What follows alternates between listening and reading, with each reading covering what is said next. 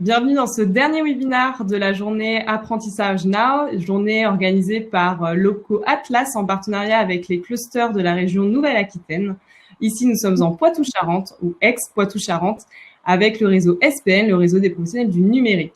Pour ce dernier webinaire 100% webinaire, 100% féminin, nous accueillons le campus Media School basé à Angoulême ainsi que deux étudiantes basées sur le campus de Rennes qui vont nous partager un petit peu leur métier de la communication digitale. Stéphanie Chapelle, qui est la directrice du nouveau campus qui s'ouvre en septembre sur Angoulême, va nous présenter un petit peu l'école et ses formations. Je te laisse la parole, Stéphanie. Écoute, merci Caroline. Bonjour à tous. Bien oui, effectivement, le Media School Angoulême ouvre ses portes, devait ouvrir ses portes en septembre. Ça a été un peu reculé en octobre, avec deux écoles, deux formations. Une spécialisée dans les métiers de la communication, donc qui s'appelle European Communication School, et l'autre spécialisée dans le métier du digital, sub de web, dont une grande partie est aussi liée à la communication et notamment à la communication digitale. Et c'est ce dont nous allons parler ici. Donc, nous avons plusieurs niveaux. Nous avons les post-bac qui rentrent en première année de bachelor, dans les troisième année de bachelor, qui s'ouvre aussi cette année. Et nous ouvrons la quatrième année ou la première année de master aussi cette année. Et Colline et Sarah, que je vais laisser se présenter, sont en première année à ECS Rennes. Sarah ? J'y vais. Bonjour à tous. Donc moi c'est Sarah. J'ai 21 ans. Je ne sais pas si c'est très utile. Je suis en master 1 en communication globale et je suis également en alternance, en stage alterné pour ma part, dans deux entreprises en tant que chargée de communication digitale. Donc je suis dans un cabinet de recrutement sur Rennes et également dans un e-commerce de tête. Donc, Colline. Ouais, bonjour à tous. Donc, moi, c'est Colline. Je vais sur mes 24 ans. Comme Sarah, je suis en première année de master communication 360 degrés et je suis en alternance au sud sur Sèche. Donc, ça va rien vous dire, mais c'est dans le sud de Rennes. Et je m'occupe de tout ce qui est communication dans l'ensemble du magasin, quoi. Comment communication. Ça marche.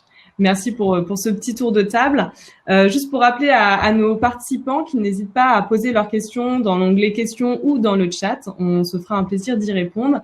Et pour ceux qui prendraient le webinaire en cours de route, de toute façon, il est enregistré et sera sur nos réseaux sociaux et notre chaîne YouTube.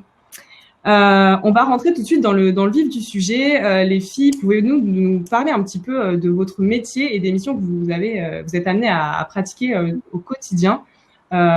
Sarah, en plus, tu as deux entreprises. Comment ça se fait déjà? C'est pas trop difficile. C'est assez exceptionnel, apparemment. C'est un réseau sur Rennes, un réseau d'entrepreneurs féminins qui s'appelle Bouge ta boîte. Et elles étaient donc dans le même réseau et elles avaient toutes les deux un besoin en communication. Donc, je parle toutes les deux parce que c'est deux chefs d'entreprise femmes.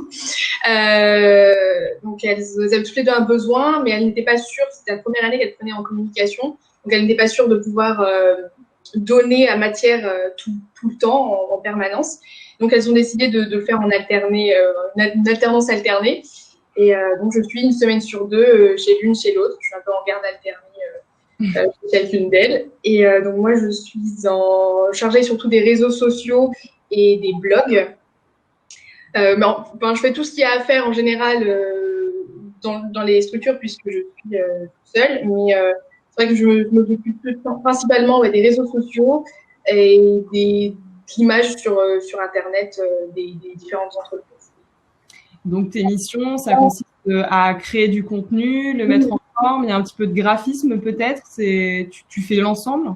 Ouais, je fais l'ensemble, je fais à partir du planning éditorial, enfin de la stratégie, planning éditorial, puis ensuite création de contenu et mise en ligne, et puis après suivi des différentes réactions des abonnés, de la communauté qui me suit et qui a des questions. Et je fais aussi peut-être un peu de service commercial, entre guillemets, puisqu'effectivement, sur le e-commerce, tous nos produits qu'on met en avant sur les réseaux sociaux. Il y a forcément des questions par rapport aux produits, etc. Donc, c'est vrai que moi, je peux être amenée régulièrement à faire des sélections de tapis en fonction d'un tapis. On a vu ce tapis-là, c'est très, très joli, etc. Et on aimerait le prix. On aimerait peut-être voir d'autres modèles qui ressemblent. Donc, voilà, ça peut aussi tourner autour du commerce un petit peu. Ok. Un métier et des missions super polyvalentes et diversifiées, ça doit être super intéressant. Complètement, c'est super enrichissant. Colline, tu peux nous dire un petit mot, toi, du coup, depuis Super U? Oui, bah, du coup, moi, je m'occupe de vraiment tout le service com. Donc, ça va du print, j'imprime tout ce qui vient de la centrale. Quand la centrale ne fournit pas, je produis. Donc, je fais beaucoup de graphisme. Après, il faut que ce soit assez rapide. Ça reste quand même de la grande distrie. Donc, j'ai vraiment développé mes talents de rapidité en graphisme. Voilà. Après, je fais tout ce qui est réseaux sociaux. Donc, ils ont une page Facebook. J'ai lancé le LinkedIn. Et puis après, ça peut être faire des vidéos d'équipe. Ça peut être, on a lancé les interviews récemment où on a mis en place dans les interviews la question de la place de la femme dans le Super U, qui est pas forcément très présente à certains rayons. Donc c'est expliquer pourquoi, comment on se sent en femme, etc. Enfin vraiment, on essaie de développer des choses, de faire un peu mûrir le secteur et puis d'intéresser aussi la communauté. Je vois par exemple pendant le Covid, il a fallu rassurer les clients ou trouver du contenu aussi à publier sur les réseaux sociaux. Et du coup, c'était assez intéressant de ce côté-là. Et tu parles ça me permet de faire le lien avec les modules un petit peu abordés lors de la formation. Tu disais que tu as développé tes talents de graphiste très rapidement. Ça fait partie des modules que tu étudies à l'école ou pas spécialement? Tu t'es un petit peu formé par toi-même dans l'entreprise?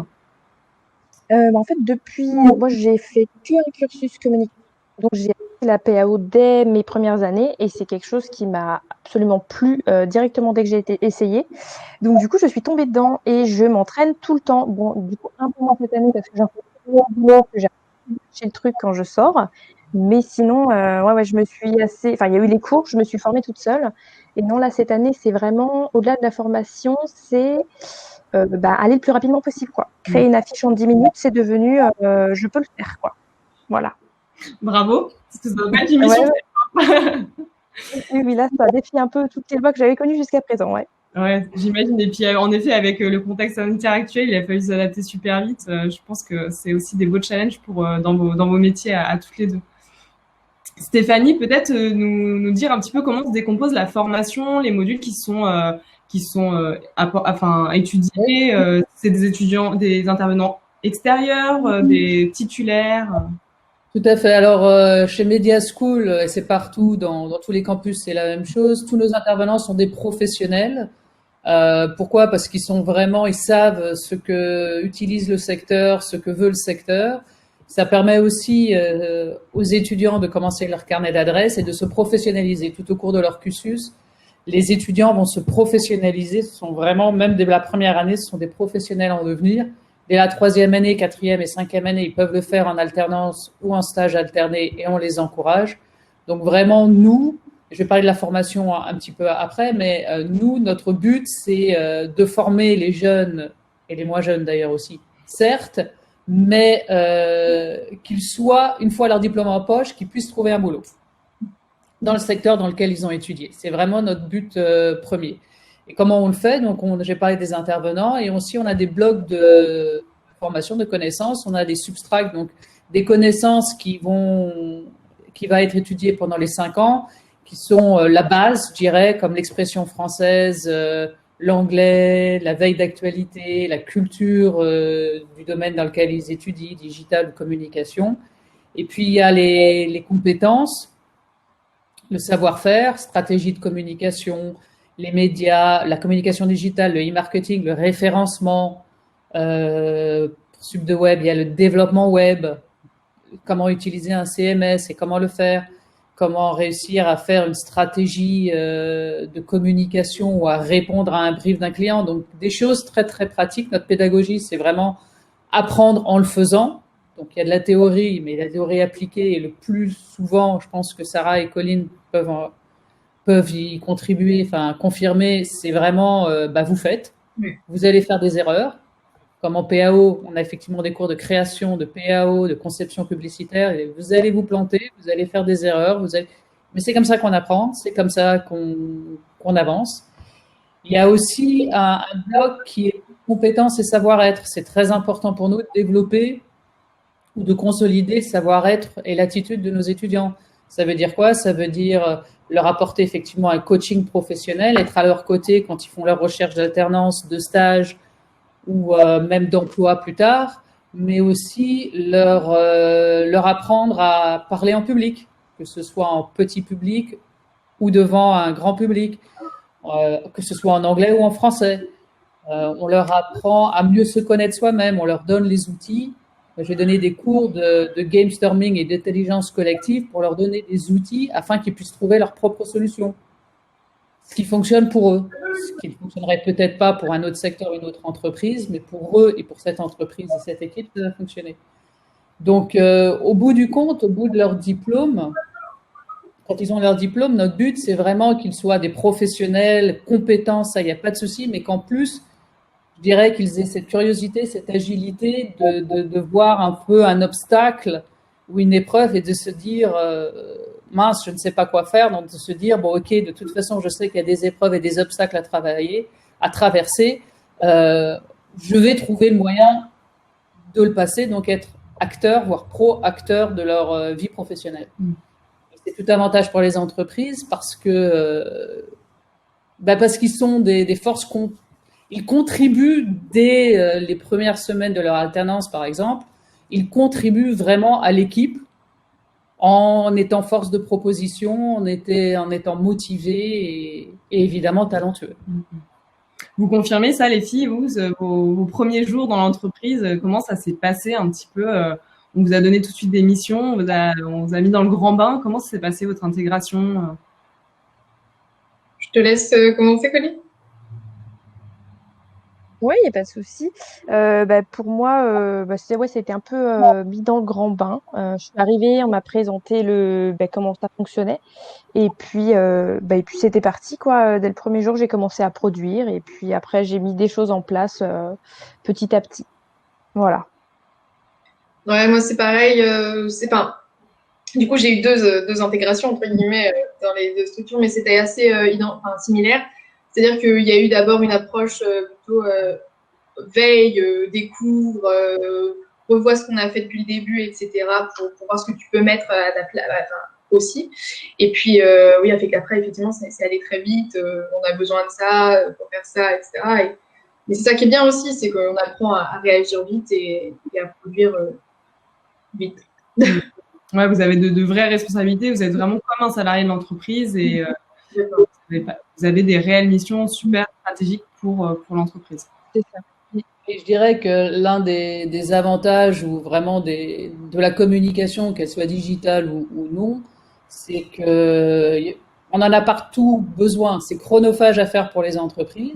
Donc avoir un alternant, ça leur revient moins cher, entre guillemets, pour gérer toute cette communication qui est bien, on l'a vu avec la crise du Covid, de plus en plus importante pour atteindre de nouveaux clients, de nouveaux marchés. Et c'est extrêmement chronophage. Et ayant été chef d'entreprise avec une alternante aussi, il y a de cela même pas un an, alternante il y a un an, je sais qu'on était deux, moi et mon alternante, et je n'avais pas le temps littéralement de m'occuper de cette partie-là parce qu'il faut être régulier, faut pouvoir produire, faut être régulier, faut sortir. Et un chef d'entreprise a 10 000 autres choses à faire. Et poster quelque chose sur Facebook ou même le programmer sur Facebook à minuit le soir, on n'est pas en meilleure forme, en très bonne forme pour le faire. Donc c'est un investissement certes, mais en tout cas pour moi tout à fait payant. Et je parle là en tant que chef d'entreprise et pas en tant que directrice. Et je ne sais pas si le rythme de l'alternance sera le même à Rennes qu'à Angoulême. Comment ça se découpe par rapport aux périodes en école et en entreprise? 4 jours en entreprise et 1 jour en formation avec, en tout cas pour Angoulême l'année prochaine, 5 semaines de semaines intensives. D'accord. Dès le début de la formation, les semaines intensives? 2 semaines en début de... début d'année. Et après une semaine en décembre, une semaine en janvier pour le hackathon, puisque chose qu'on n'a pas dit, mais tous nos étudiants vont être mis en situation réelle, en phase de chef d'entreprise, pitchant, étant mis en équipe et en compétition, donc vraiment comme dans la vraie vie. Et puis en juin.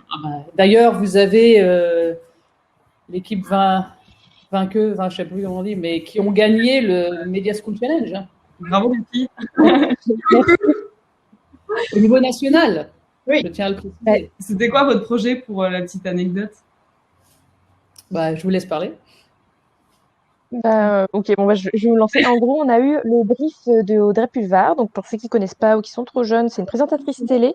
Et donc, elle a quitté la télé et elle a lancé un fonds de dotation destiné à promouvoir les entrepreneurs africains pour qu'ils puissent développer leur savoir, parce qu'elle est convaincue que l'Afrique, en fait, abrite des solutions pour demain, en fait, pour le monde de demain. Donc voilà, donc l'idée est vraiment top et on a travaillé donc de octobre à janvier sur ce projet avec une première sélection en décembre et on s'est dit qu'il fallait qu'on frappe un grand coup et on s'est dit que l'Afrique allait pas terner le monde et qu'elle allait aller un peu taper du poing sur. Je reprends. Non, si. Oui. Taper un point sur la table, tu as bugué, Corinne. Ah, vous m'entendez? Oui, maintenant on t'entend. Oui, d'accord, ok, pardon, tant pour moi. Et qu'en fait, que les entrepreneurs allaient venir présenter leur projet à Bruxelles, voilà, pour pouvoir lancer le fonds de dotation. C'est un peu inverser l'histoire, etc. Maintenant, c'est eux qui nous paternent. Super. Merci encore pour ce beau projet. Merci. Pour reprendre un petit peu le fil de notre webinaire sur la formation, donc les modules proposés et les modalités d'évaluation aussi. Parlons-en un petit peu. Est-ce que vous avez un mémoire à rendre à la fin de votre alternance? Est-ce que c'est du contrôle continu? Comment ça se passe? Alors, ouais. Vas-y, Sarah, vas-y. Donc, moi, première année en communication, et je sais que la fac, par exemple, c'est un mémoire, effectivement, même dans des écoles d'ailleurs en général, il y a un mémoire qui relie l'entreprise avec le master. Nous, dans notre cas, on a un projet vidéo corporate, donc on doit être communicante pour notre entreprise. En corporate pour donner envie de découvrir l'entreprise, d'y aller, vraiment la vendre, la valoriser à travers une vidéo qu'on va présenter en fin d'année, donc fin juin pour nous, devant. Là, techniquement, c'est un peu plus compliqué avec le coronavirus, mais devant nos responsables d'école, donc nous, c'est le chat, et normalement, théoriquement, il y aurait la possibilité également d'avoir des responsables d'entreprise et même plusieurs chefs d'entreprise de notre promo. Voilà. Ok. Ce sera pareil à Angoulême? Ce sera pareil à Angoulême. Alors, soit une vidéo corporate, soit une autre façon d'incorporer tout ce qu'ils ont appris pendant l'année et de le rendre. Mais il y aura... ce sera pas un mémoire tel qu'on l'est en université, en tout cas, 50 pages à écrire sur les comptes financiers de l'école, pas de l'entreprise, mais ce sera plus quelque chose qui à la fois apprenne des compétences ou mettre en pratique des compétences acquises par les étudiants, mais aussi peuvent, pourquoi pas, servir à l'entreprise dans laquelle ils bossent.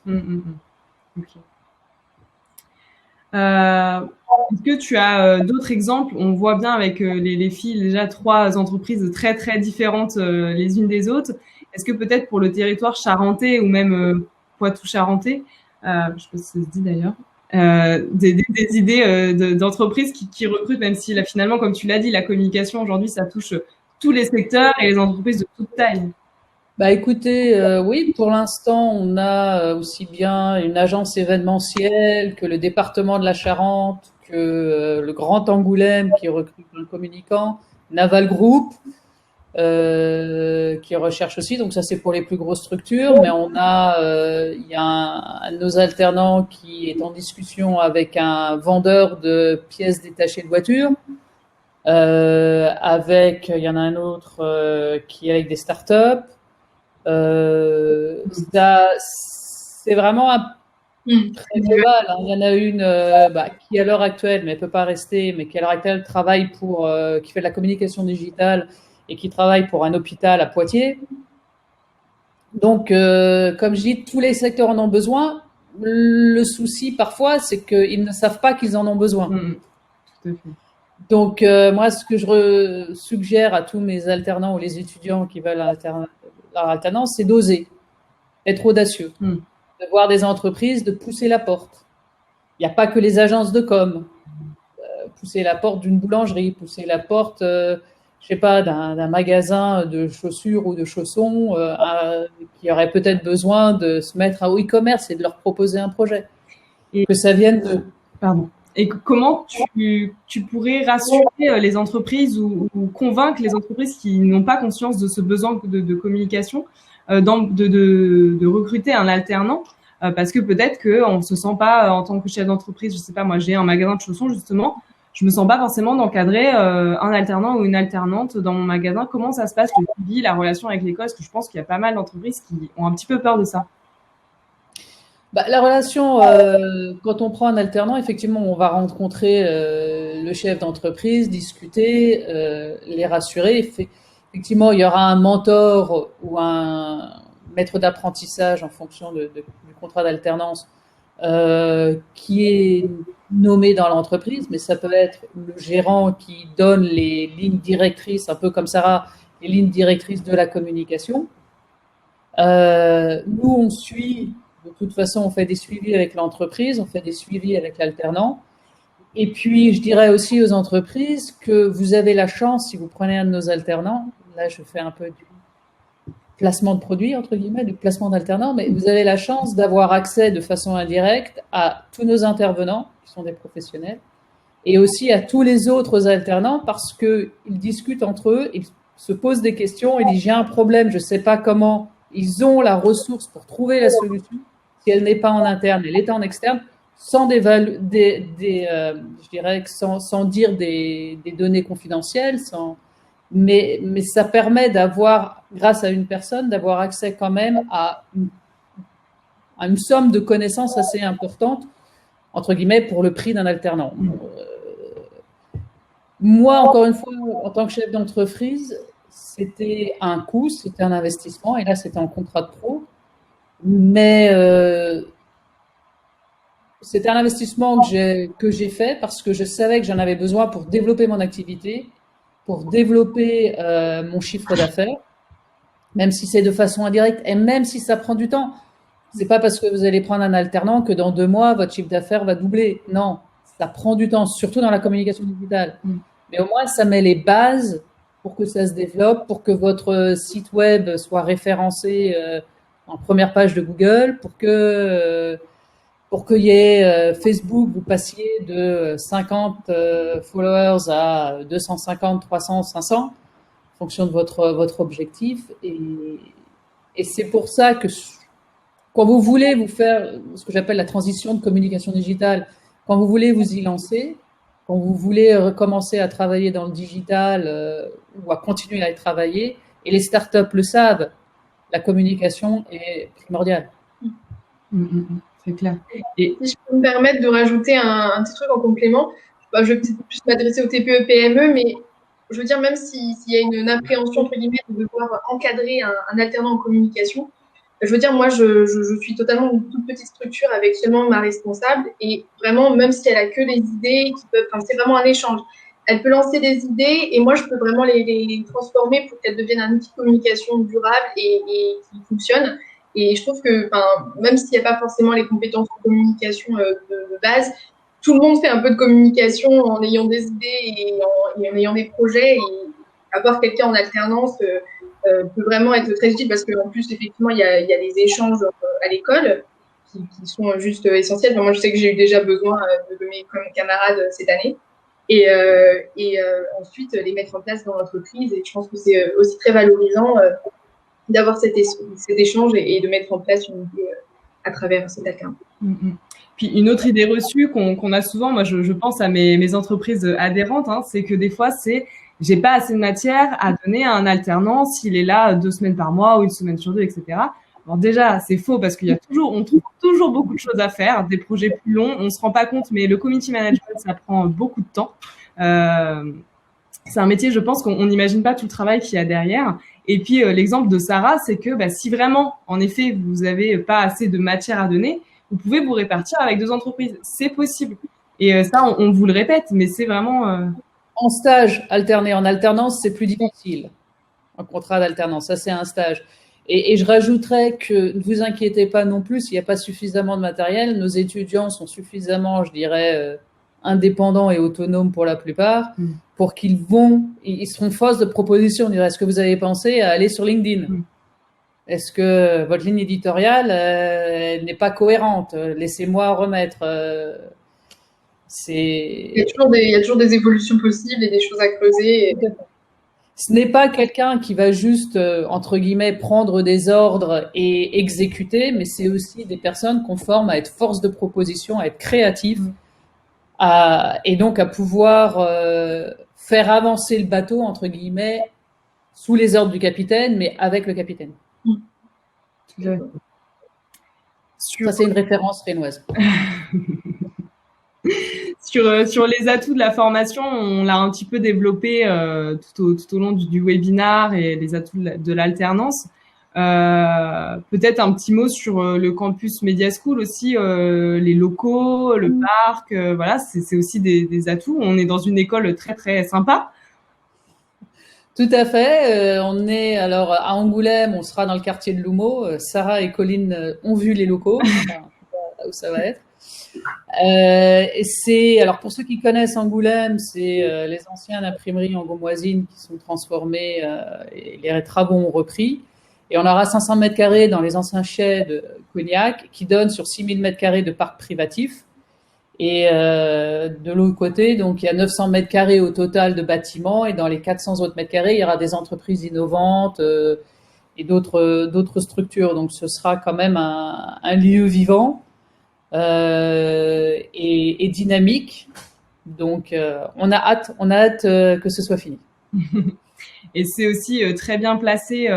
C'est à 7 minutes à pied de la gare à peu près, une dizaine de minutes à pied de la gare, grand max. Donc, c'est important de le rappeler, même si ça paraît évident. Vous pouvez effectuer votre école à Angoulême ou dans un autre campus Media School, peu importe, et avoir votre entreprise ailleurs. Donc, c'est aussi très pratique d'avoir une école qui est située en centre-ville. C'est bien de le rappeler, je pense. Oui, tout à fait. Et comme notre rythme est 4 jours en entreprise et 1 jour en formation, c'est fort possible pour des étudiants de trouver un logement, même s'ils sont un peu plus éloignés, près de leur entreprise et de venir la journée pour les formations. Encore une fois, je reviens à mon exemple qui était un peu l'inverse. J'avais mon alternante qui travaillait chez moi à Angoulême, dans mon entreprise, mais qui faisait ses études à Poitiers, tous les vendredis. Et elle y allait, soit elle partait le jeudi soir, soit elle partait le vendredi matin en train. En 35 minutes, elle était à la gare de Poitiers. Ouais, tout à fait. Ça, c'est vraiment bien. Peut-être un dernier petit mot sur aussi, bon, tout à l'heure on parlait de Audrey Plouvard, je sais qu'il y a un campus spécial qui ouvre. Effectivement, oui, il y a une nouvelle école qui ouvre dans tous les campus en fait en septembre-octobre, ça s'appelle la Green Management School, où nous formons les managers de la transition écologique et solidaire. La formation, c'est pour les bac plus 3, donc ce sera bac plus 4, bac plus 5. Et c'est vraiment notre idée, c'est une formation basée sur le pratique, sur l'action. Donc, on va avoir effectivement des matières, plus de réflexion, mais aussi beaucoup de matières où les étudiants, les apprenants vont réfléchir, OK, c'est bien beau, mais comment mettre en pratique maintenant, comment qu'on trouve une solution pour mon entreprise, pour mon secteur, parce que, je ne l'ai pas dit, mais effectivement, les apprenants sont tous en alternance. Alors, soit ils sont en recherche d'alternance dans ce domaine, soit ce sont des entreprises, enfin des personnes qui travaillent en entreprise et qui veulent se former dans la transition écologique et solidaire. Et donc, c'est vraiment trouver des solutions pratiques qu'on puisse appliquer maintenant sur les entreprises, pour les secteurs, à notre niveau.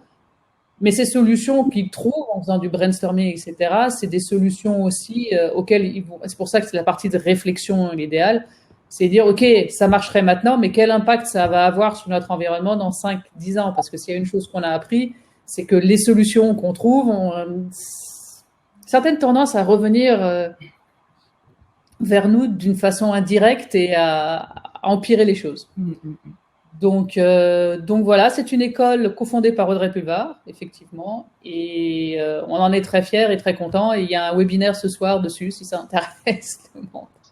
Parfait. Il sera disponible en replay, toutefois Oui, c'est tous les mardis à 18h, en fait. Donc, je pense qu'en janvier, ils vont continuer. En juin, ils vont continuer. Ok, super. Est-ce qu'il y a encore, je sais pas, je pose la question très naïvement, des portes ouvertes, peut-être virtuelles encore de programmer d'ici là, ou c'est terminé? Oui. Non, il y en a toujours. On espère, je croise les doigts, pour pouvoir en faire une réelle fin juin, mais sur rendez-vous, du coup. On espère avoir accès au parc de façon à ce que la distanciation sociale puisse se faire. Mais il y en a une aussi, un webinaire ce soir, effectivement à 18h. Vous pouvez vous inscrire en allant sur le site ECS, école-ECS/Angoulême ou subdeweb/Angoulême. Et il y en aura d'autres. Il y a, si ça intéresse effectivement aussi d'autres personnes, on fait 2 conférences. La semaine prochaine, le 3 juin, on fait une conférence sur les métiers de la communication. Et le 10 juin, on fait une conférence, alors virtuelle les deux, sur les métiers du digital. Ok, super. On partagera tout ça de toute façon par la suite. Et si vous avez de toute façon la moindre question sur les formations, les écoles, n'hésitez pas à contacter Stéphanie. Tout à fait. Partager son mail. Et puis du coup, si vous avez envie d'aller visiter l'école, n'hésitez pas à prendre rendez-vous pour fin juin. Merci encore à toutes les trois pour votre temps et vos retours d'expérience. C'était vraiment très intéressant. Je vous invite à revoir ce webinaire en replay sur nos chaînes si vous l'avez manqué. Et je vous souhaite à toutes une très très bonne journée. Merci à toi aussi. Bonne journée. Au revoir. Au revoir.